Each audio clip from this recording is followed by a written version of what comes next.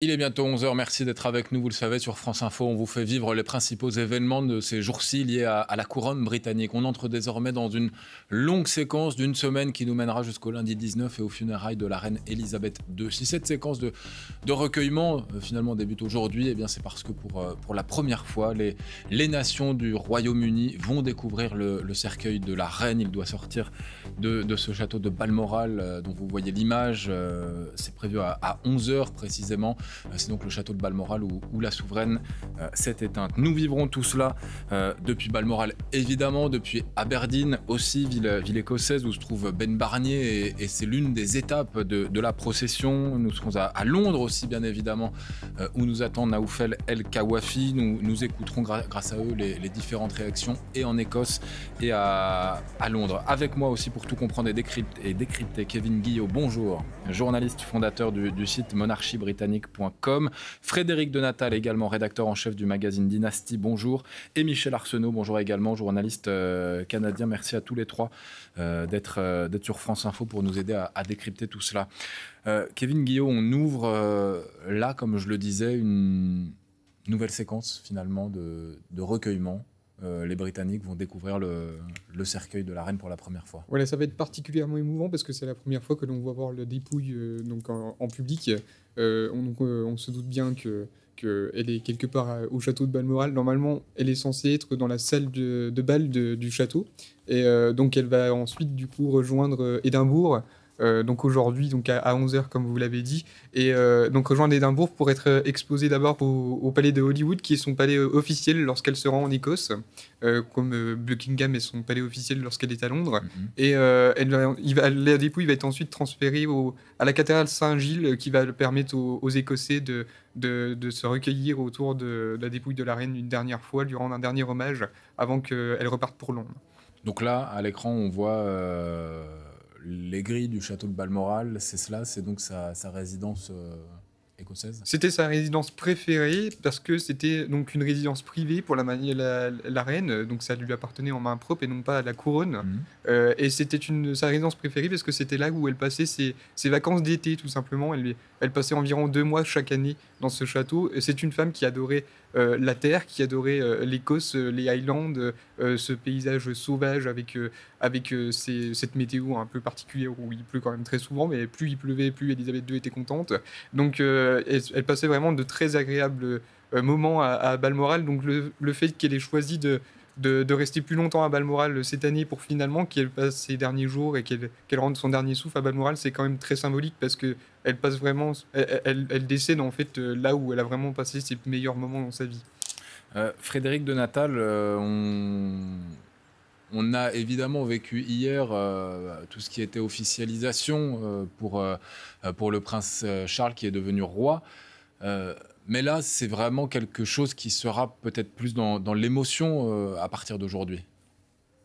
Oui, parce qu'on assiste véritablement à la fin complète du règne d'Élisabeth II. Vous savez, c'est un long processus qui va la mener vers Londres, où elle reposera un temps à Westminster Hall avant que les funérailles officielles soient prononcées le 19 septembre. Là, c'est aussi avant tout un moment très privilégié pour les Écossais qui étaient quand même très proches de la reine d'Angleterre, en dépit de quelques velléités indépendantistes que l'on peut connaître et dont on parle assez régulièrement. On voit d'ailleurs que le trajet va se faire à travers plusieurs villes d'Écosse, dont celle d'Aberdeen que vous avez effectivement nommée, qui est également la 3e ville d'Écosse et un pôle industriel très important, avant que sa dépouille soit transférée donc au palais d'Holyrood à Edinburgh, où elle pourra effectivement du moins reposer un temps avant d'être transféré à la cathédrale Saint-Gilles, comme l'a bien précisé Kevin Guillot. Il faut savoir quand même que le palais d'Holyrood a une petite histoire assez très intéressante. Elle est vraiment très liée à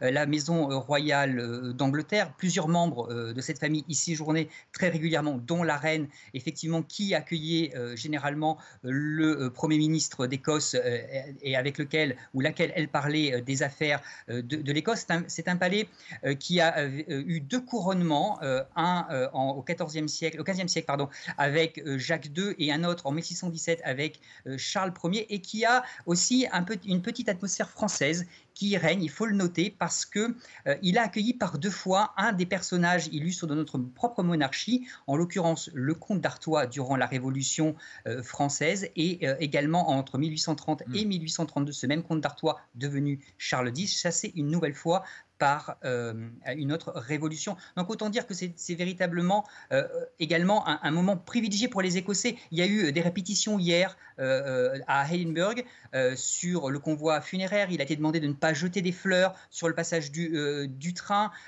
C'est un moment de recueillement. On le voit, les interviews qui sont réalisées par la BBC montrent qu'il y a un engouement autour de ces funérailles, et ça va être un autre moment de fusion entre cette fois-ci les Écossais et leur reine, parce qu'elle était reine d'Écosse aussi également avant d'être reine d'Angleterre. Évidemment, et c'est quelque chose d'important que les Écossais aiment souligner dans leur réaction ces jours-ci. On va retrouver, parce qu'avant d'aller à Édimbourg, je crois que le trajet va mettre environ 6 heures. Le corbillard va passer du côté d'Aberdeen, où on retrouve Ben Barnier. Ben, on imagine évidemment que certains commencent à attendre le passage de ce convoi funéraire. Exactement, Martin, et vous voyez certainement derrière moi ces files de gens qui sont contre des barrières, parce qu'il faut comprendre que le protocole est extrêmement strict, le protocole de sécurité, et donc sur plus d'1 kilomètre devant et derrière moi, eh bien, les gens sont du côté des barrières. J'ai parlé à quelques personnes, donc la plupart sont d'ici, d'Aberdeen, qui est une ville au bord de la mer, qui est donc en Écosse, qui est environ à 1 heure de ce château de Balmoral dont on parlait en plateau il y a quelques minutes, qui est effectivement la résidence de vacances préférée de la reine Elisabeth II, et je fais écho à ce qui s'est dit en plateau. Effectivement, les gens ici se sentent très écossais et aussi très attachés à la reine, et on le sait, voilà, il y a une relation qui a été très forte, et c'est aussi pour ça qu'ils veulent être là. Elle va être encore ici, le convoi et la dépouille de la reine sera encore ici en Écosse pour la journée de demain, avec une grosse cérémonie. Mais ce qui est intéressant, c'est que les gens qui sont ici ne sont même pas forcément tous attachés à la monarchie, mais ils sont très attachés à la personnalité de la reine. Ils disent qu'elle elle incarnait une forme de tradition, une façon d'être qui, pour eux, malheureusement, risque de disparaître dans les années qui viennent. Et puis ils me disent pour beaucoup la même chose. Ils me disent: c'est la fin d'une époque. It's the end of an era, c'est la fin d'une ère. Et donc les gens qui sont ici à Aberdeen savent que c'est le dernier voyage en Écosse pour la reine. Et ceux qui sont ici, derrière moi, sur les côtés et devant, veulent absolument assister à ce dernier passage de cette reine qu'ils ont tant aimée. Merci Ben Barnier avec Juliette Jonas, et évidemment on vivra cela avec vous du côté d'Aberdeen. Kevin Guillot, c'est ce que disait Ben, pour les Écossais, il y a plus un attachement à la reine qu'à la monarchie. Oui, parce que Elisabeth II, comme je le disais, aimait beaucoup l'Écosse, les paysages écossais, les Highlands écossais, et effectivement donc ce château de Balmoral dont on voit donc la dépouille qui commence à sortir. Voilà, on voit effectivement le convoi funéraire qui commence à la procession. Image que on vous laisse regarder sur France Info. On voit le cercueil. Donc pour la première fois, le Royaume-Uni qui découvre le cercueil de la reine Elisabeth II.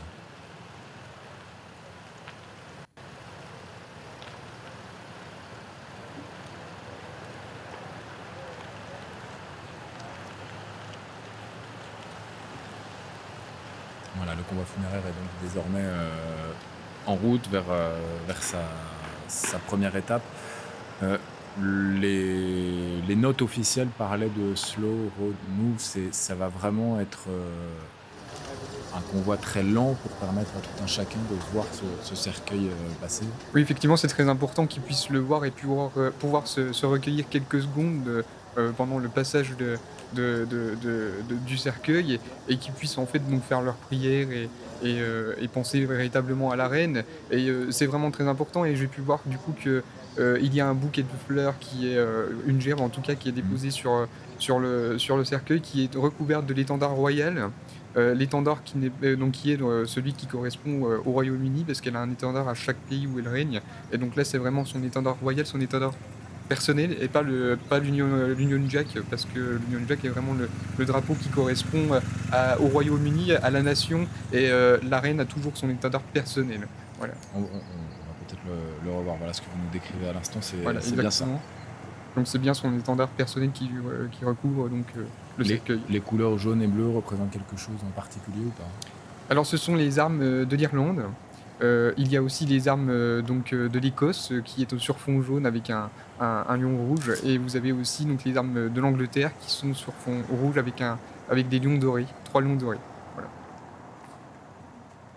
Donc chaque nation est représentée sur ce drapeau qui est représenté de façon héraldique et non pas avec ces différentes croix qu'on a superposées sur l'Union Jack, qui lui représente pour le coup donc le drapeau officiel de chaque nation. Donc vous avez le drapeau bleu avec la croix blanche pour l'Écosse, vous avez le drapeau blanc avec la croix rouge pour l'Angleterre. Voilà, tout est relié pour pouvoir faire créer un drapeau unique pour un royaume qui est finalement uni. Et Frédéric de Natal, c'est quelque chose, cet étendard dont on parle à l'instant, qui, en tout cas pour l'étendard personnel, qui évolue à chaque nouveau monarque ou pas? Alors, tout dépend des choix des monarques. Là, à l'heure actuelle, je ne saurais vous dire si celui-ci va changer. On a vu déjà que le blason du nouveau souverain a été modifié, et donc légèrement modifié pour reprendre un petit peu ce que avait déjà Élisabeth II de son vivant. On en reste toujours dans cette idée de transmission et de continuité. Aujourd'hui, on est plus véritablement dans la symbolique. C'est vraiment la reine qui est décédée. C'est son étendard personnel qui est arboré. Je pense qu'il y a une transition qui est en train de se faire. Elle se fait en douceur, selon un protocole très millimétré, qui va permettre également à tout un chacun de pouvoir reconnaître le cercueil de la reine. C'est quand même très émouvant de voir ces voitures qui sortent du château de Balmoral. Véritablement, comme l'a dit votre collègue à Aberdeen, c'est la fin d'une ère. On assiste véritablement à un changement total dans la monarchie. Un roi se meurt, un autre arrive. C'est un moment très historique, comme je l'ai indiqué à diverses reprises déjà. Ça y est, la Frédéric de Natal, c'est-à-dire que hier, c'était la première étape de la transition. Là, c'est la deuxième, finalement. Oui, tout à fait, et qui va se dérouler jusqu'au 19 septembre. Le roi Charles III est attendu à Edinburgh à partir de lundi. Il entame son tour de 4 jours qui vont le mener respectivement mardi à Belfast et mercredi au Pays de Galles, afin de se faire connaître de ses sujets, puis après à Londres pour les funérailles, qui sont en cours d'ailleurs d'élaboration et qui sont dirigées, pour la petite histoire, par le duc de Norfolk. Et on voit donc l'image aérienne du convoi funéraire du corbillard qui avance en direction d'abord de l'église de Ballater. Vous parliez de Londres où vont se dérouler donc les funérailles. On va rejoindre justement à Londres Naoufel El-Kawafi. Naoufel, on imagine que même à distance, les Londoniens ont une oreille, voire un œil pour ce corbillard et ce cercueil qui avance et qu'ils découvrent pour la première fois. Absolument, on est ici à Buckingham Palace. Alors il n'y a pas de retransmission en direct de cette procession, mais chacun la regarde depuis son téléphone et je peux vous dire que l'émotion elle est palpable. Beaucoup des milliers de personnes, vous le voyez derrière moi, sont venues depuis ce matin se recueillir parce qu'aujourd'hui, il faut le dire, c'est un moment assez symbolique, assez historique pour eux. On est justement aux côtés de Penny et Mélanie. Hi, it is an important moment for you today. You will follow the beginning of the procession. Les débuts de la procession, que ressentez-vous? Bien, je suis très ému. Nous nous sentions obligés de venir aujourd'hui. C'est très important pour nous d'être ici aujourd'hui. Nous attendons, comme tout le monde, dans la file, et nous voulons déposer des fleurs. Mélanie, comment vous sentez-vous? Vous avez vu ces images du corbillard, de la reine? Oui, je suis profondément triste et c'est ainsi que cela doit être. Nous devons lui rendre hommage. Elle nous a servi toute cette vie. C'est la bonne chose à faire et nous sommes heureux d'être ici. Quelles sont vos réactions de ces images que vous avez vues hier avec le prince William, le prince Harry? Quel est votre sentiment? Oui, je suis soulagée. Ils sont de nouveau ensemble. Je suis très ému de les voir ensemble. Et je pense que c'était la bonne chose à faire pour eux, d'être ensemble. Et en particulier, comme leur grand-mère est morte et ils l'aimaient tous les deux.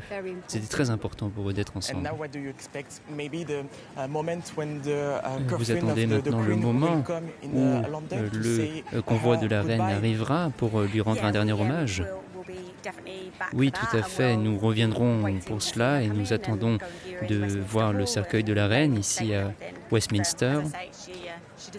Comme je l'ai dit, elle le mérite. Et vous savez, c'est bon de voir tous nos citoyens venir ici et de rendre un hommage à la reine. Merci beaucoup. Toujours encore très palpable ici à Buckingham Palace où beaucoup justement attendent ce moment. Ce sera à partir de mardi où la dépouille de la reine viendra ici à Londres et il sera même possible pour les Britanniques de venir se recueillir à partir de mercredi pendant 4 jours, 23 heures sur 24. Ça se passera à quelques centaines de mètres ici du côté de Westminster Hall. Une manière pour les Britanniques, pour le public, de lui dire adieu. C'est donc depuis Buckingham à Londres avec Océane Labalette. Kevin Guillot, quand on voit ces images aériennes, on comprend pourquoi Elisabeth II aimait passer quelques temps de ses vacances ici. Oui, je trouve que c'est extrêmement émouvant parce que on voit que Elisabeth II est en train de quitter une dernière fois ces paysages qu'elle affectionnait tant. Elle vient de quitter une dernière fois ce château qui lui a permis de vivre tant de bonheur. En même temps, c'est un château il ne faut pas oublier qu'il a aussi abrité cette crise qu'a connue la monarchie en 1997 au moment de la mort de la princesse Diana, parce que la famille royale se trouvait à Balmoral à ce moment-là. Ils étaient en vacances comme chaque année, comme je disais. On était donc à la fin du mois d'août. Et la première chose dont elle a pensé, c'est de fermer les portes des fameuses grilles qu'on a pu voir tout à l'heure. Les grilles étaient fermées, les portes étaient fermées, personne ne pouvait rentrer sur le domaine. Ils se sont retranchés pendant 3 jours parce que sa réaction en fait a été de protéger ses petits-enfants de la frénésie populaire et médiatique qu'il y avait autour de cette mort tragique. Et elle-même d'ailleurs n'a réagi que... Elle a réagi au bout de 3 jours, c'est ça. Elle est revenue à Londres au bout de 3 jours pour prononcer un discours télévisé, pour organiser des funérailles nationales, mettre un drapeau en berne. Mais c'est sous l'insistance de son Premier ministre Tony Blair qu'elle s'est décidée à le faire, mais elle pensait plutôt que c'était une affaire privée parce que Diana ne faisait plus partie de la famille royale, ce n'était plus une altesse royale. Ils avaient divorcé entre Diana et Charles, donc forcément pour elle c'était plus une affaire qui devait se gérer entre les Spencer, entre sa famille. Elle ne considérait pas que des funérailles nationales devaient être organisées, ni une prise de parole de sa part. C'était une faute de sa part, elle l'a reconnu finalement parce que elle n'a pas compris en fait la douleur de son peuple à ce moment-là. Elle ne pensait pas que la douleur était si vive et si grande pour les Britanniques. Donc ça avait vraiment été la seule crise de son règne, on peut pas dire. C'est les hauts et les bas de Balmoral. Exactement, voilà. Donc elle avait vraiment passé de très bonnes périodes dans ce château, tout en passant aussi l'une des plus graves crises de son règne à l'intérieur de ce château. On voit donc ces images aussi belles qu'émouvantes, images aériennes donc de ce convoi funéraire qui est parti depuis maintenant une grosse dizaine de minutes du château de Balmoral et qui entame donc une procession, Julien Gall, procession, on va dire, avec plusieurs étapes qui sont minutieusement calibrées et des étapes aussi, Julien, symboliques. Oui, le corbillard royal quitte le château de Balmoral pour un parcours de 300 km avec des lieux emblématiques que la reine chérissait, des lieux où le public peut être présent tout au long de la procession. Alors le voici, ce parcours. Première étape pour le corbillard de la reine, Ballater dans la région d'Aberdeenshire, à 12 km du château de Balmoral. À Ballater, un hommage est rendu à la reine, à la souveraine, par le Lord lieutenant de l'Aberdeenshire que vous voyez ici, qui est le représentant personnel de la reine dans la région. Deuxième étape, Aberdeen, connu pour le jeu des Highlands, les Highland Games, une épreuve sportive que la reine appréciait particulièrement et où elle se rendait chaque année. Là encore, à Aberdeen, un hommage rendu par le représentant personnel de la reine. Troisième étape, Dundee. Dundee, c'est la 4e plus grande ville d'Écosse. Les responsables de la ville font leurs derniers adieux à la reine à Dundee, donc la 4e plus grande ville d'Écosse. Et puis, Holyrood House, le palais de Holyrood, à ne pas confondre avec le château de Balmoral. Le château de Balmoral, c'est la résidence privée d'été de la reine. Le palais de Holyrood, c'est la résidence officielle des souverains britanniques en Écosse. Alors le programme pour la suite, c'est-à-dire pour demain, le roi Charles III et Camilla, la reine consort, se rendront à Édimbourg depuis Londres. À 14h35, le cercueil sera emmené en procession à la cathédrale Saint-Gilles. Le roi et les membres de la famille royale seront à pied. Une veillée aura lieu peu après 19h à la cathédrale Saint-Gilles et le cercueil d'Élisabeth II y restera environ 24 heures. Eh bien, merci Julien Gall pour tous ces détails. Frédéric de Natal, on voit toutes ces étapes symboliques qui n'auraient pas pu avoir lieu si la reine était décédée du côté de Buckingham. Tout a été prévu, on va dire, avec différents scénarios, c'est cela, et ça, c'est le scénario écossais donc, que l'on a sous les yeux. Absolument, tout à fait. L'opération Licorne, puisqu'on a découvert son nom, celui qui a remplacé officiellement London Bridge, qui avait été un petit peu mis dans la presse en 2021, qui d'ailleurs avait beaucoup mis en fureur la reine d'Angleterre, qu'on découvre ce qu'elle avait décidé, ou du moins ce que le gouvernement et elle avaient décidé pour ses funérailles. Balmoral est effectivement inclus dans cette opération Licorne. C'est elle qui a choisi toutes les étapes jusqu'à son dernier lieu de repos, puisque forcément il y aura les funérailles à Westminster, mais elle sera enterrée à la chapelle Saint-Georges du château de Windsor. Elle reposera aux côtés de ses prédécesseurs et de son époux naturellement, qui était, faut-il le rappeler, duc d'Édimbourg. On voit donc l'omniprésence de l'Écosse à travers la reine d'Angleterre. C'est vraiment très émouvant de voir à quel point elle a été dans le détail jusqu'à ces dernières minutes. Tout ça, Kevin Guillot, ça a été pensé par la reine. Ah oui, elle a tout organisé des années avant, donc conseillée donc, par son conseil privé, forcément, elle n'a pas tout décidé toute seule, conseillée aussi par le prince Philippe, il faut le dire. Donc voilà, tout était programmé à l'avance, mais je voulais surtout souligner que c'est la première fois, c'est un fait historique aussi dans le sens où c'est la première fois qu'on a un monarque qui décède en Écosse depuis le début du XVIIe siècle, parce que depuis le début du XVIIe siècle, l'Écosse a rejoint l'Angleterre pour créer la Grande-Bretagne officiellement, et donc les rois d'Écosse, donc la famille Stuart est montée sur le trône d'Angleterre, et donc c'est comme ça qu'ils se sont réunis. Et en fait depuis cette date-là, donc depuis si je ne me trompe pas c'était 1603, depuis cette date-là donc les rois d'Écosse, les rois Stuart sont décédés à Londres finalement. Donc c'est une première pour l'histoire britannique depuis très longtemps. C'est aussi une première par rapport à Balmoral parce que c'est un château qui a été construit au 19e siècle par la reine Victoria, et personne n'est jamais décédé dans ce château, en tout cas aucun monarque n'est décédé dans ce château, et donc c'est vraiment une première historique à bien des égards pour le Royaume-Uni. Alors on va du côté d'Aberdeen, donc 3e ville d'Écosse où se trouve Ben Barnier pour France Info. Le cercueil devrait arriver vers Aberdeen d'ici 1 heure, Ben, et on imagine que le public se fait de plus en plus nombreux.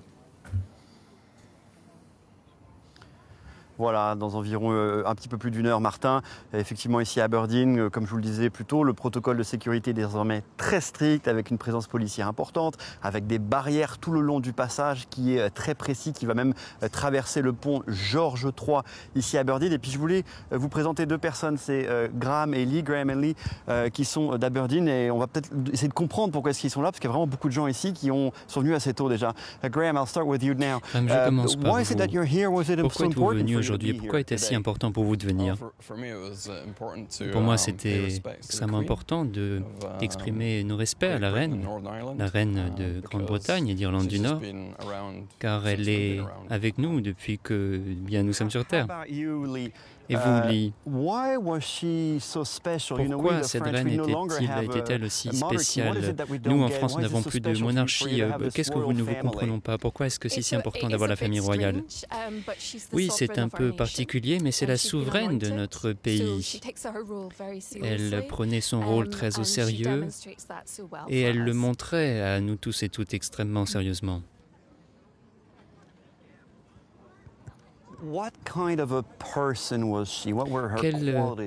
Quel type de personne était-elle? Quelles étaient ses qualités?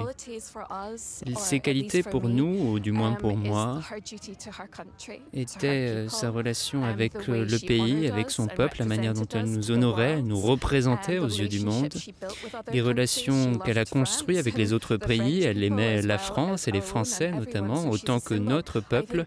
Donc c'est un symbole pour le monde. C'est une personne formidable. Beaucoup m'ont dit ici que c'était la fin d'une ère, mais c'est aussi le début d'une nouvelle ère avec le roi Charles.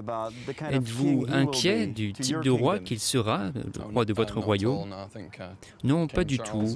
Je crois que le roi Charles attend depuis de nombreuses années et je pense qu'il fera un excellent travail une fois qu'il sera intronisé en tant que roi, du Royaume-Uni. Je n'ai aucun doute à ce sujet. Il sera aussi populaire que la reine au fil des années. Et peut-être une dernière question, que nous sommes ici en Écosse. Est-ce vrai qu'il y avait une relation spéciale entre la reine d'Angleterre, Élisabeth II, et le peuple écossais? Y avait-il quelque chose de spécial? Oui, absolument. Je pense que la famille royale remonte à de nombreux siècles et Élisabeth était aussi reine d'Écosse. Elle aimait Balmoral, elle aimait la nature, les paysages ici qui sont exceptionnels. Je pense que la famille royale aimait beaucoup venir ici en vacances. Elle avait ce palais extraordinaire à Balmoral et nous y étions il y a quelques jours encore. C'est vraiment très très beau. Ils aimaient vraiment venir ici en Écosse et passer du temps ici. Merci beaucoup, je ne veux pas vous faire perdre votre place. Aux barrières pour voir de plus près le convoi de la reine ici à Aberdeen avec ses derniers adieux à cette terre d'Écosse qu'elle a tant aimée. Merci Ben Barnier. On voit donc ces images émouvantes des quelques fleurs qui sont jetées à l'approche du corbillard qui transporte le cercueil d'Élisabeth II ici dans cette ville de Ballater et ce passage devant l'église de Ballater. Et dans ce convoi, il y a quelque chose qui montre bien qu'il y a un membre de la famille royale qui est présent. Oui, effectivement, la voiture qui suit le corbillard est en fait surmontée d'une couronne et donc elle transporte la princesse Anne, donc la fille unique d'Élisabeth II, qui était très proche de sa mère et qui avait vraiment un lien particulier avec elle parce qu'elle avait beaucoup de passions en commun. Par exemple, la princesse Anne faisait de l'équitation, c'était une cavalière émérite qui a même joué à des Jeux Olympiques dans sa jeunesse, donc c'était vraiment quelqu'un de très passionné comme sa mère. Elles aimaient aussi beaucoup les chiens, toutes les deux, donc voilà, physiquement elles se ressemblent énormément aussi. Bon, par contre, la princesse Anne avait plus le caractère de son papa que de sa maman. Mais c'est peut-être le seul détail qui différencie d'Élisabeth II. Frédéric de Natal, quand on voit et surtout on entend ce qu'il se passe en ce moment, ce qui marque, c'est le silence total. Oui, c'est un moment de respect complet. Ça démontre aussi l'attachement des Écossais à cette reine qui prenait plaisir à venir en Écosse très régulièrement, qui était véritablement écossaise dans le sang. C'est pour ça qu'elle était très aimée des Écossais. Et c'est aussi pour ça que même lorsqu'on parlait d'indépendance, même le parti indépendantiste, le SNP, disait qu'il ne souhaitait pas véritablement abolir la monarchie. Alors peut-être être indépendant, oui, mais garder la reine, parce que la reine était avant tout une reine d'Écosse également. Et puis, elle était écossaise dans le sang. Encore faut-il rappeler que sa mère, Queen Mum, Elizabeth Byers-Lyon, était également écossaise et appartenait à la maison des Stuart, la maison royale qui a régné très longtemps sur l'Écosse avant de monter sur le trône d'Angleterre, comme l'a très bien rappelé Kevin Guillot. La reine-mère était écossaise, Kevin Guillot. Oui, c'est quelque chose qui compte aussi dans la relation qu'Élisabeth II avait avec l'Écosse. Oui, effectivement, parce qu'en fait, elle a passé plusieurs années de son enfance dans le château de ses grands-parents, le château de Glamis, qui est l'un des plus grands châteaux et l'un des plus importants châteaux d'Écosse. Et on dit aujourd'hui que c'est un château hanté, mais ça, c'est une anecdote. Mais en tout cas, elle a passé énormément de temps dans sa jeunesse aux côtés de ses grands-parents. Le lieu où, en plus, est née aussi sa sœur, la princesse Margaret, elle est née aussi dans ce château. Donc effectivement, il y a vraiment une affection particulière avec l'Écosse. Il ne faut pas oublier aussi par rapport aux autres membres de sa famille que le prince William et Kate Middleton se sont rencontrés en Écosse, donc à l'université de St Andrews. Donc on a rappelé aussi qu'il y a le fameux titre de duc d'Édimbourg qu'avait le prince Philippe. Donc voilà, ils ont vraiment un attachement particulier, personnel, donc la famille royale avec l'Écosse, qui est unique, et c'est ce qui fait que les Écossais soient aussi respectueux envers elle. Mais je pense aussi qu'ils rendent hommage envers la personne d'Élisabeth II, mais ils rendent hommage à leur souveraine actuellement. Il ne faut pas l'oublier que c'est vraiment aussi une reine d'Écosse, et ça a aussi deux contre-courants. On en avait parlé hier, mais donc il y a le corps, le corps personnel du monarque, et aussi le corps officiel, le corps d'État du monarque auquel on rend hommage aujourd'hui. Vous parliez de la ville d'Édimbourg, la capitale écossaise, qui est donc le terme de la journée d'aujourd'hui, où le cercueil arrivera à l'issue de cette procession qui va prendre quand même 6 heures. Hein, c'est vraiment que c'est lent. C'est cette ville d'Édimbourg surtout à laquelle est attachée la monarchie. Oui, c'est la capitale de l'Écosse, et donc c'est ici que se concentrent tous les éléments de gouvernance du pays, comme Londres l'est pour l'Angleterre. Donc il y a le palais officiel de la famille royale pour Holyrood House, il y a le Parlement écossais qui siège aussi à Édimbourg. Elle l'ouvrait chaque année aussi, environ chaque année, comme elle peut le faire aussi pour le Parlement à Londres. Donc oui, Édimbourg est vraiment très important pour la monarchie écossaise, puisqu'elle prend de plus en plus d'indépendance aussi vis-à-vis de son Parlement, qui a été ouvert il y a quelques années seulement, qui a été accepté il y a quelques années, à la fin des années 1990. Donc oui, c'est très important qu'elle passe par Édimbourg pour rendre hommage à cette vie écossaise qu'elle a pu avoir en parallèle de sa vie anglaise. Frédéric de Natal, on en a un peu parlé, mais il y a quelque chose qui marque, je trouve, encore plus à l'image quand on voit ce corbillard, c'est la façon dont est visible le cercueil. Il y a cette volonté vraiment de le montrer à toute la population qui attendrait sur le trajet. Absolument, tout à fait. Il faut que la reine soit vue en toutes circonstances. Alors, quand elle était vivante, c'était ses vêtements qui permettaient de la repérer n'importe où elle se trouvait. Là, le cercueil est donc revêtu de son drapeau personnel. Et je ne sais pas si vous avez remarqué, mais dès qu'il passe à côté de personnes, même si c'est 2 personnes au bord de la route, le convoi ralentit légèrement pour qu'il puisse être vu très facilement par les uns et par les autres. Oui, c'est quand même très émouvant. Tout est vraiment millimétré. C'est vraiment ça, le charme et la magie de la monarchie, je dirais. Bon, il y a évidemment les différentes nations du Royaume-Uni, mais ça va bien au-delà. D'ailleurs, Charles III doit aujourd'hui rencontrer le secrétaire général du Commonwealth. Michel Arsenault, je vais me tourner vers vous. Merci d'être avec nous sur France Info. Vous êtes journaliste canadien. Est-ce que tout ce qu'il se passe en ce moment, nous, on en parle, il y a cette sorte de fascination pour la monarchie britannique, mais il y a aussi la proximité que l'on a avec le Royaume-Uni. Le Canada fait partie de ce Commonwealth. Comment c'est perçu depuis le Canada, tout ce qu'il se passe en ce moment? Proximité. Je veux quand même souligner que la reine est allée 22 fois au Canada pendant son règne. Ça, c'est encore plus souvent, encore plus que le nombre de déplacements qu'elle a fait en France. Évidemment. Le Canada n'est pas la porte à côté. Et c'est plus que dans tout autre pays du Commonwealth, d'ailleurs. Pardon ? Et c'est plus que dans tout autre pays du Commonwealth. Je pense que c'est le cas. Bon, c'est vrai que l'Australie, c'est beaucoup plus loin. Mais il reste que on ne peut pas dire qu'au Canada, la reine qu'Élisabeth était la reine des cœurs, et surtout pas au Québec. Il y a le Journal de Montréal qui a publié un sondage hier, sondage qui a été fait donc après le décès d'Élisabeth et qui montre que 83% des francophones au Québec sont opposés à la monarchie. Et donc le sentiment anti-monarchiste est très très fort. Cela ne veut pas dire qu'il n'éprouve pas... le mot amour ne serait pas juste à mon avis, mais le mot respect, ce qui est déjà quelque chose quand on regarde les rapports entre les citoyens et leur classe politique dans les pays occidentaux en ce moment, qu'ils éprouvent un véritable respect pour la reine. Parce que le même sondage montrait, par exemple, que les 2/3 des Québécois étaient favorables à la décision du gouvernement du Québec de mettre les drapeaux en berne.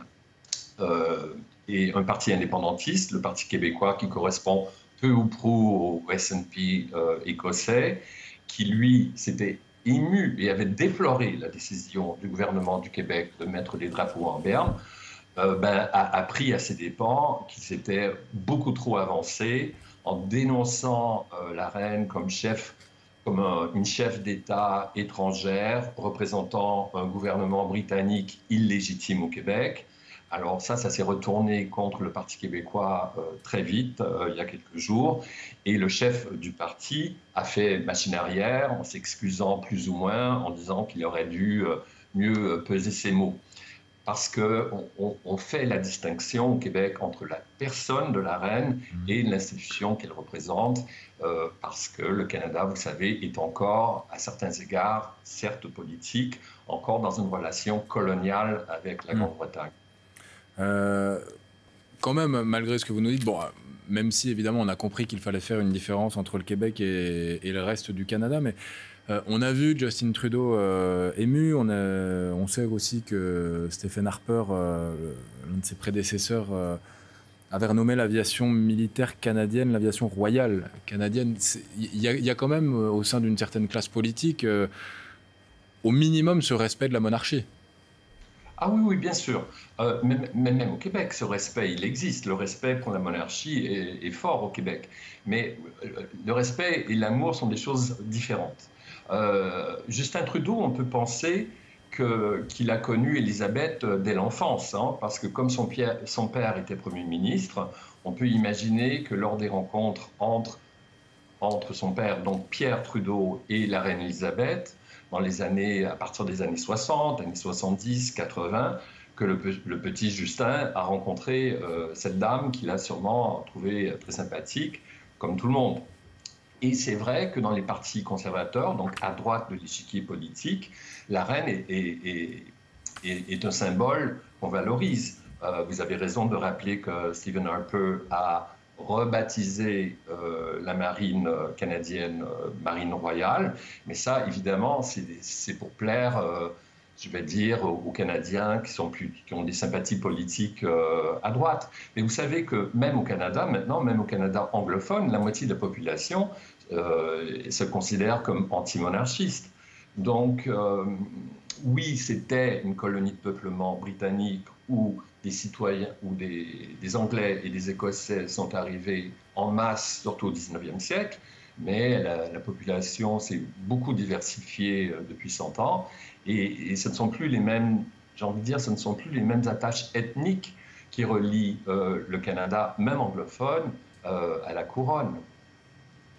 On comprend que ça va être l'un des défis majeurs de Charles III, de maintenir cette unité autour du Commonwealth. On va continuer de suivre avec ces images, donc la procession du cortège mortuaire, le corbillard en tête avec dedans le cercueil d'Élisabeth II, qui peut-être, et là on va poser la question à Naoufal El-Kawafi, est suivi même depuis Londres.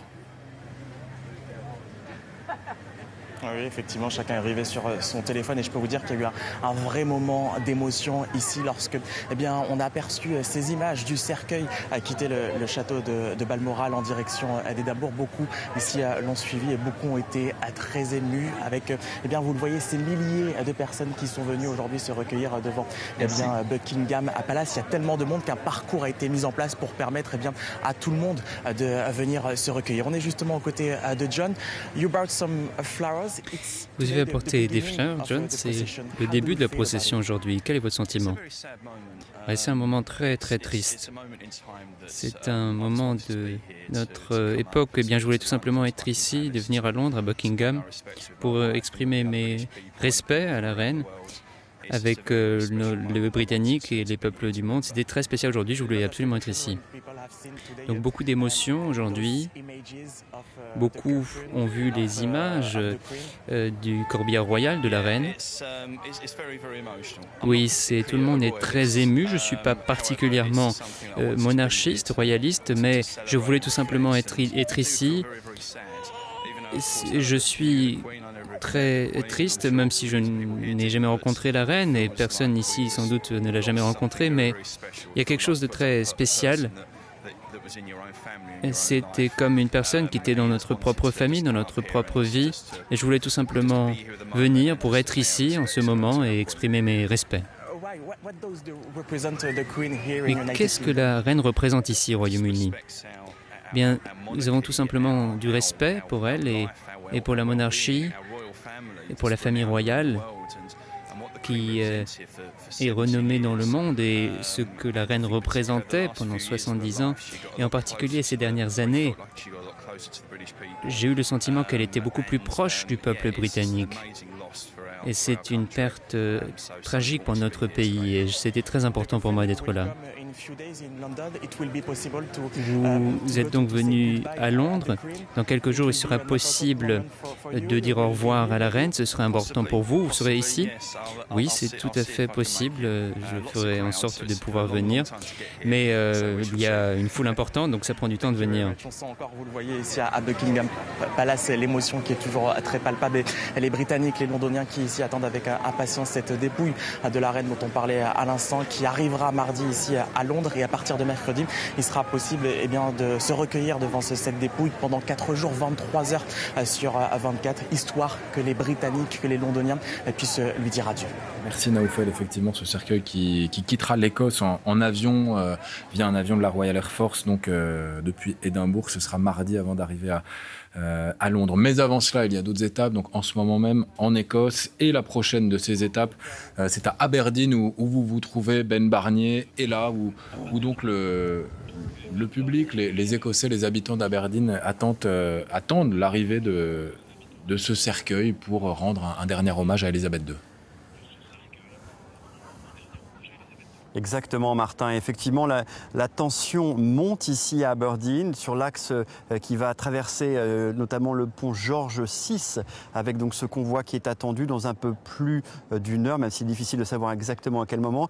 Je voulais aussi vous décrire un petit peu l'ambiance ici. On est sur quelque chose de beaucoup plus solennel que lors du Jubilé, puisque lors du Jubilé, on célébrait ici une souveraine en vie. Là, on célèbre simplement sa mémoire. Donc il y a quand même beaucoup de tristesse. Moi, j'ai vu des personnes qui pleuraient simplement d'être là, d'être rassemblées avec d'autres personnes qui sont en deuil. Et je voulais vous présenter Sean et Claire qui sont donc d'Aberdeen. Sean, pourquoi était-ce si important pour vous d'être ici? Pourquoi êtes-vous venu? Pourquoi attendez-vous le convoi? Eh bien, tout simplement parce que, je veux dire un dernier adieu à la reine. La reine était une personne exceptionnelle, et voilà pourquoi je suis venu. Nous voulions exprimer nos respects et la voir passer. Eh bien, nous avons l'impression qu'aujourd'hui, l'Écosse est en quelque sorte le centre du monde. Est-ce comme le dernier présent que la reine vous fait, à vous, à votre terre, à votre peuple? Vous pensez être le centre du monde aujourd'hui grâce à la reine? Oui, c'était un endroit où la reine venait, Aberdeen, Balmoral, absolument. Alors oui, tout à fait. Et l'Écosse était un endroit très particulier pour la reine. Et vous, Claire, pensez-vous qu'il y avait un lien particulier entre la reine et cette terre et votre peuple, les Écossais? Oui, absolument, un lien extrêmement fort. La reine aimait beaucoup Balmoral. C'était un endroit qui lui tenait particulièrement à cœur, et c'est le cas pour les Écossais également. Et voilà pourquoi nous voulions venir exprimer nos respects, lui rendre un dernier hommage. Peut-être une dernière question pour vous, Claire. Quelles étaient les qualités de la reine? Quelle femme, quelle reine était-elle, Élisabeth? C'était une femme qui travaillait dur, qui était forte, qui était à la tête de sa famille, qui portait des valeurs familiales, des bonnes valeurs pour son pays, et qui essayait de régler certains problèmes du monde. Et pour vous, Sean, quelles étaient les qualités d'Élisabeth? Elle travaillait dur, Elle était là pour nous et elle, depuis notamment la guerre en Ukraine, elle soutenait les autres pays. Et voilà ce que j'ai à dire. Et peut-être une dernière question sur le roi Charles. On a l'impression que vous avez déjà adopté votre roi. Vous avez votre roi et ça ne va pas prendre du temps pour vous de vous y habituer? Eh bien, on n'a pas vraiment le choix. C'est comme ça que ça marche. On a un nouveau roi et puis... Mais nous avons l'impression de l'avoir toujours connu. Ce sera très étrange. Nous avons eu la reine pendant si longtemps et maintenant nous avons un roi. Et nous ne savons pas s'il pourra toujours unir le pays comme la reine l'a fait ou s'il y aura des changements. Pensez-vous qu'il sera un bon roi? Je l'espère. Eh bien, il a été élevé par une très bonne femme, alors j'espère qu'il continuera à porter ses valeurs et sera bon pour notre pays. Merci beaucoup à vous deux. Ces témoignages, ces personnes qui sont prêtes à attendre plusieurs heures pour pouvoir passer ce convoi. Pour eux, c'est un moment historique. Ils sont un petit peu timides, ils n'ont pas l'habitude d'être face à caméra, mais je crois qu'ils voulaient vraiment témoigner. Ils étaient contents de nous expliquer un petit peu à nous Français ce que ça veut dire d'avoir eu une reine pendant 70 ans et puis de passer à autre chose. Ils vont bien devoir s'adapter. Merci Ben Barnier et Juliette Jonas depuis Aberdeen. Kevin Guillot, le convoi va prendre son temps, 6 heures de trajet, on a dit, direction Édimbourg, et le cercueil sera ensuite au palais de Holyrood House. Qu'est-ce que représente ce palais pour la reine ou pour la monarchie, plus globalement? Alors pour la monarchie, c'est simplement le palais officiel du monarque lorsqu'il réside en Écosse. C'est l'équivalent de Buckingham en Écosse. L'équivalent de Buckingham à Londres, exactement. Donc elle n'y passe pas beaucoup de temps dans ce château chaque année. Elle y vient chaque année, oui, mais pour 4 jours, pour une semaine environ. Et pendant cette semaine, donc, comme avait dit Frédéric de Natal, elle reçoit le Premier ministre écossais où elle lui donne une audience qui lui permet du coup de discuter des sujets politiques, de tous les sujets qui ont pu se passer au cours de cette année à ce moment-là. Et en plus, elle organise une garden party où elle reçoit en fait plusieurs personnalités écossaises pendant cet événement qui est un peu plus léger et qui lui permet de commencer en toute beauté en fait ses vacances écossaises. Oui, ensuite, elle part du palais de Holyrood pour ensuite se diriger vers son château de Balmoral. Et là commence vraiment ses vacances. C'est comme ça qu'elle a organisé chaque année ses vacances écossaises. C'est là, logiquement, Frédéric de Natal, dans ce palais de Holyrood, que le roi Charles III, recevra la première ministre écossaise dans les jours qui viennent. Absolument, tout à fait. C'est vraiment, comme l'a dit mon confrère Kevin Guillot, le siège officiel de la monarchie britannique en Écosse.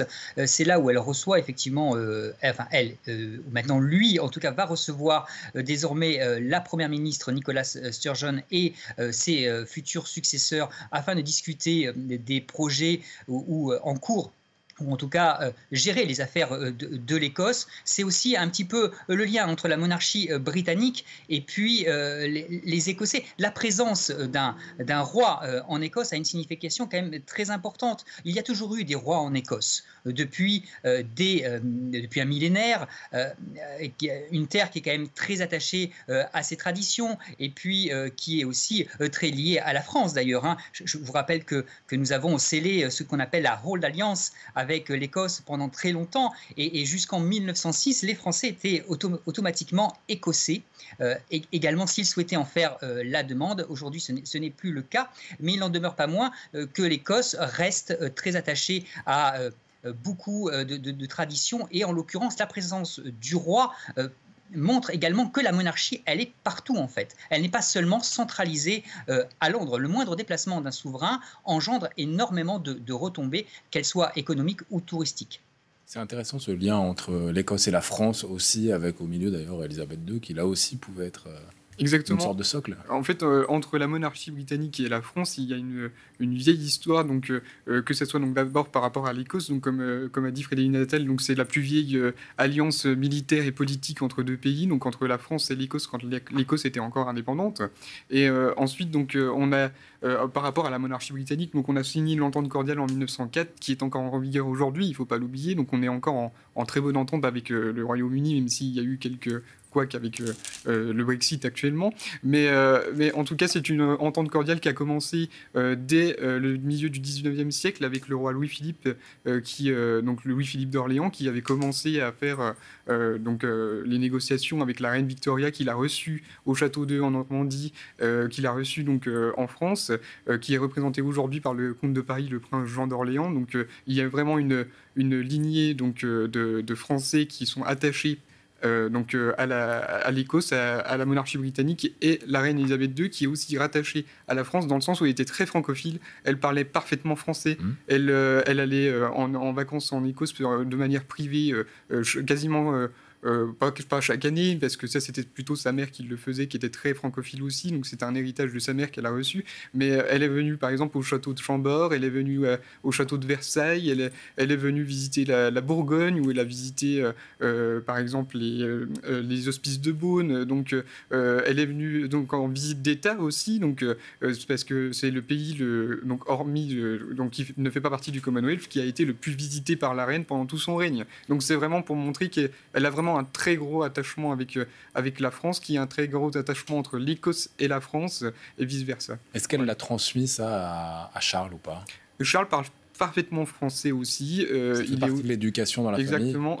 Ça s'est perdu parce que depuis le prince William ne parle pas français. Le prince Harry ne parle pas français non plus. Ça s'est perdu malheureusement. Mais le dernier représentant de cette francophilie des Windsor est vraiment le roi Charles III, qui, je l'espère, montrera rapidement son attachement à la France avec une visite d'État qui sera programmée forcément à un certain moment. C'est ça, Frédéric de Natal. On peut imaginer que la priorité, ce sera d'abord le Royaume-Uni, puis le Commonwealth, mais que viendra forcément un moment où il y aura une rencontre entre Charles III et puis le chef d'État qui sera en fonction à ce moment-là en France.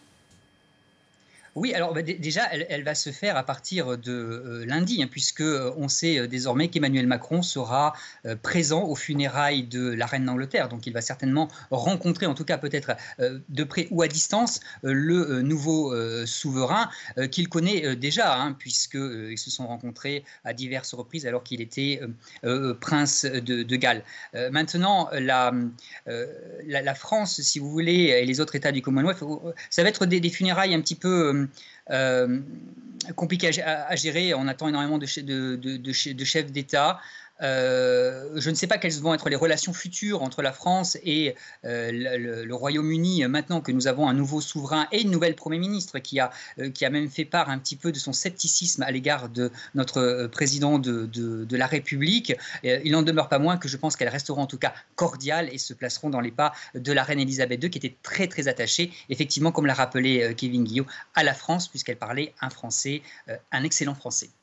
Bon, on continue de suivre sur France Info ces images en direct, images aériennes du convoi funéraire, le corbillard avec le cercueil de la reine Elisabeth II, avec toujours un paysage écossais qui a coupé le souffle. Oui, qui est très verdoyant, qui est quasiment sauvage. Les Highlands écossais sont vraiment réputés pour ces paysages sauvages avec ces montagnes. C'est assez peu peuplé quand vous regardez l'Écosse. Il y a énormément de champs, de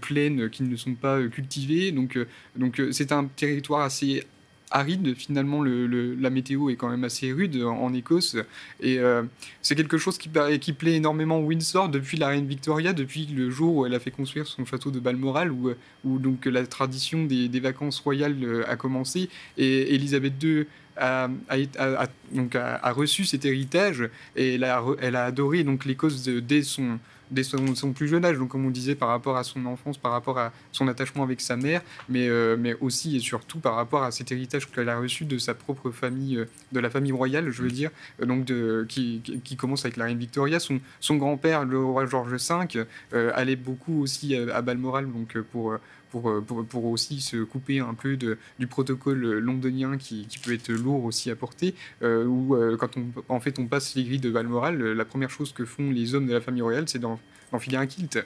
Voilà. Donc vraiment toutes les traditions. C'est vrai qu'on a ces images des hommes de la famille royale. Il y a aussi une autre anecdote, c'est qu'elle se faisait réveiller tous les matins par un son de cornemuse.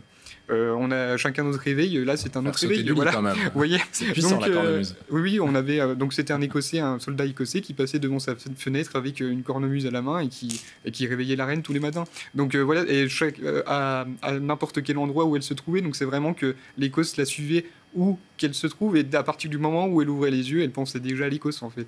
Voilà. Ben Barnier, vous vous trouvez du côté d'Aberdeen, c'est la prochaine étape du passage du convoi funéraire. Vous le sentez, cet attachement des Écossais dont on parlait à l'instant à la reine Elisabeth II?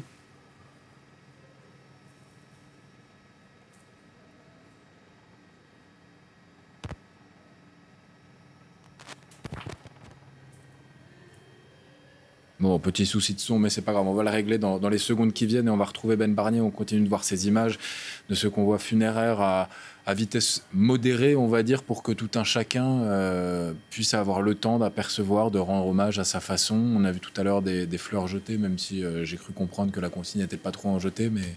Oui, bon, après, certains ont vraiment voulu rendre hommage à leur manière donc, à la reine. Donc forcément, certaines fleurs ont été jetées. Ça, il fallait s'y attendre, hein, malgré tout. Même si les Britanniques sont réputés pour suivre vraiment toutes les consignes. Mais bon, on s'y attendait. Après, donc, comme on a vu, ils étaient vraiment très respectueux. Et ce qui m'a frappé aussi, c'était le silence lorsque la voiture est passée dans la ville. Donc tout à l'heure, on a vu qu'on entendait vraiment le son simplement des voitures et le crépitement des photographes avec donc des appareils photo. Donc les gens sont extrêmement silencieux, ils sont vraiment dans le deuil complet, le deuil national. Le deuil national n'est pas qu'anglais, il est écossais aussi, et ça se ressentait extrêmement, de manière extrêmement forte.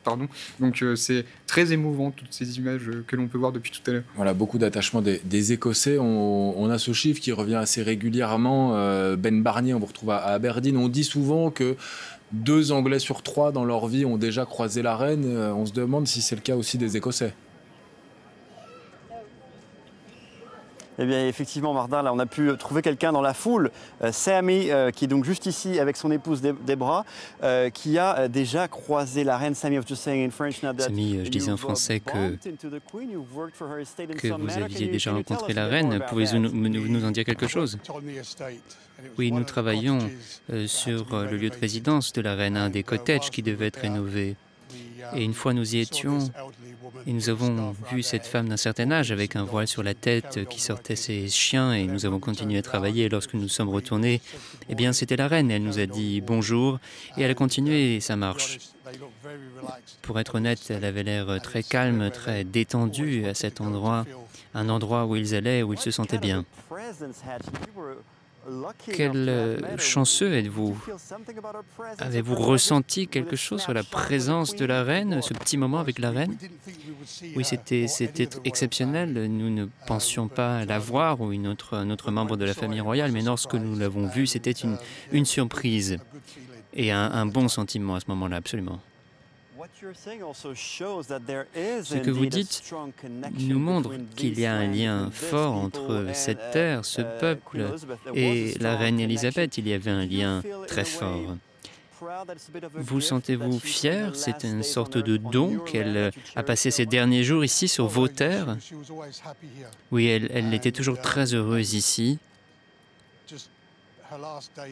Et ces derniers jours ici étaient également sans doute des jours très heureux. Que pensez-vous de ce que la reine Elisabeth trouvait ici à Balmoral qu'elle ne pouvait pas trouver à Buckingham Palace ou à Londres? Je pense qu'ici, elle pouvait simplement être elle-même. On la laissait tranquille et elle se sentait bien avec les hommes et les femmes ici. Et avec la famille royale, ils se sentaient bien ici, ils avaient eu du bon temps ici, ils aimaient être ici.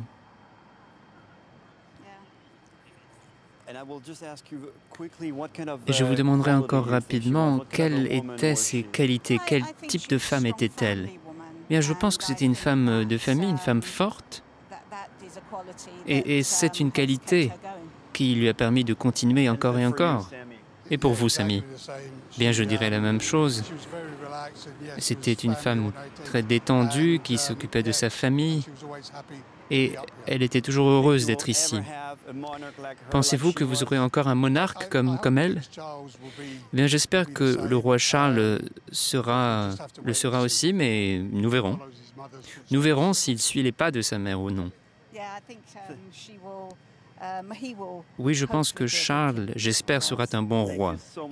Merci beaucoup, Samy et Déborah. Vous voyez donc effectivement quelques témoignages qui prouvent effectivement que la reine Elisabeth avait une reconnexion. Elle était aussi la marraine de nombreuses organisations caritatives ici et elle a peut-être effectivement fait un cadeau aux Écossais à l'Écosse en passant ces derniers jours sur terre, ici, sur cette terre d'Écosse. Eh bien, merci Ben Barnier. On va maintenant du côté de Londres, Buckingham Palace, pour d'autres réactions, parce que on imagine, Naoufel El Kawafi, que il y a énormément de Londoniens qui continuent de venir rendre hommage, mais qui doivent suivre ça avec leur petit téléphone portable.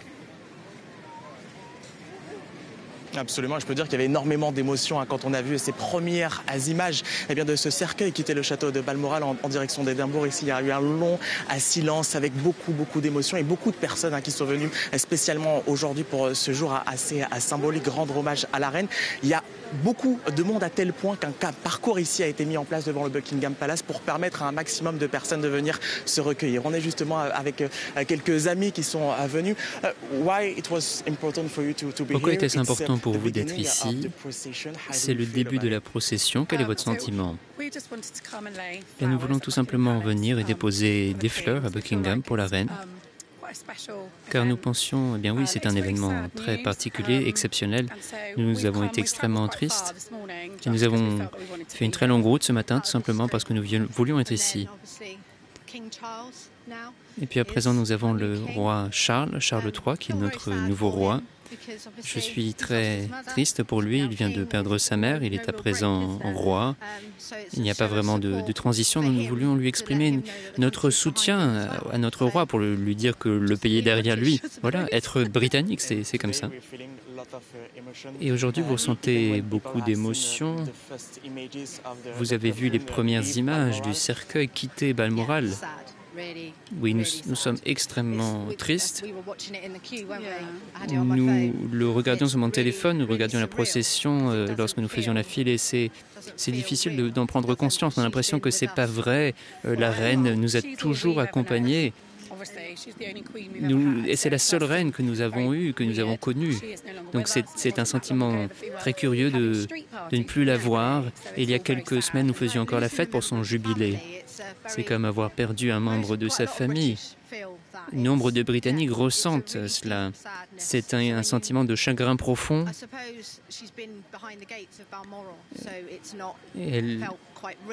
Elle était à Balmoral, donc ça semblait pas réel. Et à présent, nous voyons son cercueil, donc nous en prenons conscience. Et lundi prochain, il y aura ses funérailles.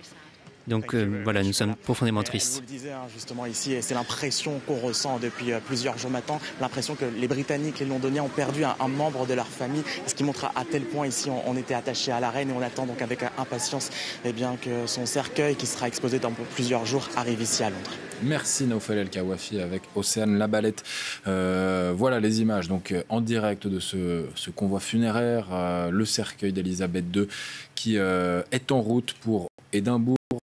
Il sera mis dans la salle du trône du palais de Holyrood, puis dans la cathédrale Saint-Gilles. Elle a une signification particulière, cette cathédrale, pour la monarchie britannique? Oui, dans cette cathédrale, en fait, sont organisées donc les cérémonies qui sont attachées à l'ordre du Chardon, qui est en fait le plus important ordre de chevalerie d'Écosse, exactement comme pour l'ordre de la Jarretière en Angleterre, et qui lui par contre est vraiment le plus important en Angleterre et non en Écosse. En Écosse, on ne reconnaît pas l'ordre de la Jarretière, qui est pourtant plus célèbre que l'ordre du Chardon. Mais l'ordre du Chardon, vous avez des chevaliers qui portent des vêtements verts, à contrario des chevaliers de l'ordre de la Jarretière cimetières qui sont bleus. Et donc, en fait, la reine organisait cette cérémonie qui rassemblait tous les chevaliers qu'elle avait nommés au cours de leur vie, parce qu'ils sont nommés à vie. Donc, soit pour en nommer de nouveau tous les ans, parce qu'en fait, tous ceux qui décèdent au fur et à mesure du temps donc, sont remplacés. Et donc, la reine organisait donc, cette cérémonie à la cathédrale Saint-Gilles. Et donc, ça va être le rôle du roi Charles de reprendre ces traditions écossaises. Elle avait d'ailleurs été intronisée, si on peut dire, donc dans cette cathédrale, donc le nouveau chef de l'ordre du Chardon, dans cette cathédrale, donc la cathédrale Saint-Gilles. Donc c'était en 1953. Voilà. Quelle mémoire. Frédéric de Natal, c'est tout sauf une surprise qu'elle ait choisi cette cathédrale Saint-Gilles. C'est assez emblématique de la ville d'Édimbourg, hein, si vous voulez. C'est vraiment une ville, une cathédrale qui a une histoire assez prenante, une histoire religieuse très prenante. Pour faire très très simple et vous donner une anecdote, par exemple, il y a eu un événement en 1637 où Charles Ier, roi d'Angleterre, roi Stuart, donc petit-fils de la fameuse Marie Ier, avait tenté d'imposer le culte anglican aux Écossais. Vous savez, c'est une église réformée qui est un peu différente en Écosse, et ça avait lamentablement échoué et débouché sur ce qu'on appelait la guerre des évêques. Alors c'est un petit peu symbolique de savoir que la reine va demeurer dans ce lieu et Charles va d'ailleurs s'y rendre à un moment donné. Donc un Charles succédant à un autre Charles, c'est une facétie de l'histoire, je trouve. Bon, il y a l'Écosse, il y aura dans la semaine aussi l'Irlande du Nord, il y aura aussi le Pays de Galles. On n'est pas que dans le politique, mais c'est important pour la monarchie que Charles aille un peu dans toutes les nations du Royaume-Uni, un peu comme un père ne doit pas faire de différence entre ses enfants. Mais surtout dans cette période où nous avons un climat politique extrêmement tendu, avec donc des différentes crises donc économiques et politiques, avec une nouvelle première ministre aussi, il ne faut pas l'oublier. Donc forcément, là, ce qui veut montrer aussi le roi Charles, en plus de vouloir rencontrer son peuple qui est en train de pleurer sa défunte mère, oui, eh bien, c'est en fait tout simplement de montrer l'union de ce royaume qui peut paraître désuni à bien des égards, et donc montrer que pendant cette période de deuil très difficile pour la nation, le royaume reste uni dans cette épreuve. Et je pense que c'est vraiment très symbolique pour lui que de ne pas attendre que les funérailles se déroulent pour aller à la rencontre de ces sujets et faire cette tournée qu'il aurait pu très bien faire une fois la période de deuil terminée. Mais c'est vraiment parce qu'il veut vraiment rencontrer d'abord ces sujets. Il prend vraiment la conscience de sa position de monarque aujourd'hui. C'est vraiment maintenant le roi qui s'impose plutôt que le prince héritier. Et donc il sera demain en Écosse pour une procession qui sera sur le parvis donc, du palais de Holyrood pour transporter le cercueil vers cette cathédrale Saint-Gilles dont nous avons parlé. Un grand merci de nous avoir accompagnés pour ces images fortes, ces images émouvantes, les premières que l'on voit du cercueil d'Élisabeth II. Merci Kevin Guillot, je rappelle votre site, c'est monarchiebritannique.com, et merci à vous Frédéric de Natal, rédacteur en chef du magazine Dynastie. C'est l'heure de la politique. Maintenant, comme chaque dimanche sur France Info, vous allez retrouver autour de Thomas Negaroff, Clément Beaune, le ministre des Transports.